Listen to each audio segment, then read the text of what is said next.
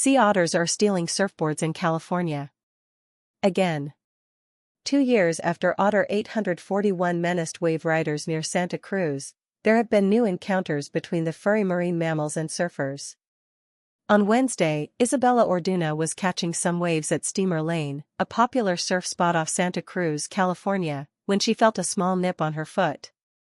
Startled, Ms. Orduna, a 21-year-old college student, rolled into the water. The moment she surfaced, she saw a big, fuzzy, chunky bear of an otter sitting on her board, she said. "I was like, wow, what do I do now?" The hijacking of Ms. Orduna's surfboard was the first of 2 such incidents reported this week at Steamer Lane. On Thursday, another surfer had their board commandeered by a sea otter. If this sounds familiar, that's because similar incidents happened there in 2023. A female sea otter known as 841 became a sensation after she climbed aboard several surfboards and evaded capture. It's unclear if 841 is the culprit in this week's cases. If it's her, the cases may be written off as troublesome behavior by a repeat offender. But experts say it's possible that another otter has begun to see the appeal of surfing. That may highlight the need to manage clashes between a rising number of human aquatic sports enthusiasts and a resurgent population of marine mammals in their natural habitat. For now, people in the community are calling on surfers and others in the ocean to keep their distance for their own safety and that of the otters. Ms. Orduna, who was new to surfing, was about done for the day and heading back to shore when she had her otter encounter. "I'd call it an exploratory nip," she said. "It didn't puncture my skin or anything." She tried tipping the board over and shouting to shoo the otter away, but the animal refused to budge. Onlookers on shore called 911. Within minutes, Ben Coffey, a marine safety officer for the Santa Cruz Fire Department, helped her back to shore, where she was found to have no injuries. Mr. Coffey then paddled back out to retrieve the board. After a brief struggle, the otter eventually relented, and Ms. Orduna's board was undamaged. While such encounters can be dangerous for both otters and humans, Santa Cruz's locals often celebrate them.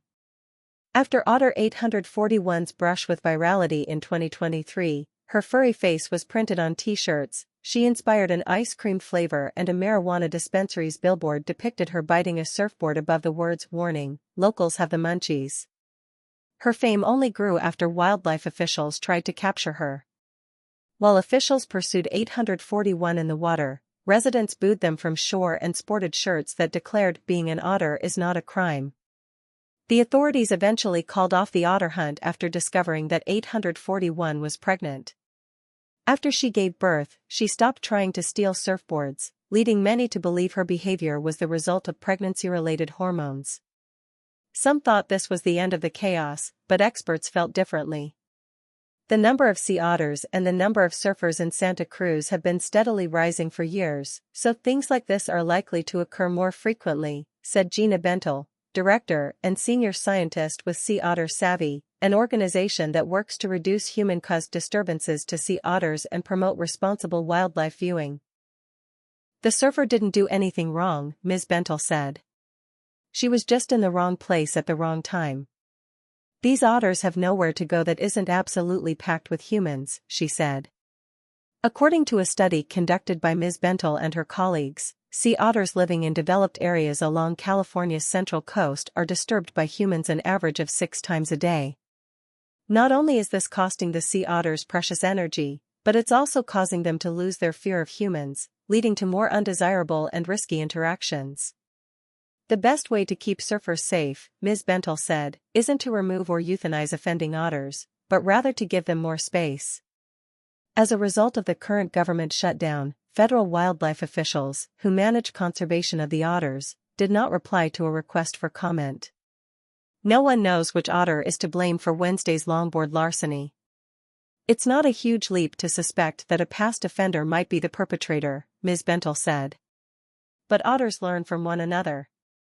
So you might have one otter that starts the behavior, and other otters see it and learn from it." Otter 841 was born in captivity to a formerly wild mother who had lost her fear of humans. The Monterey Bay Aquarium has long monitored 841, but she hasn't popped up on their sensors since 2024. It's possible her tag has since fallen off, said Jess Fuji, the manager of the aquarium's sea otter program. They do know that since her crime spree in 2023, 841 gave birth to a healthy pup and traveled up the coast.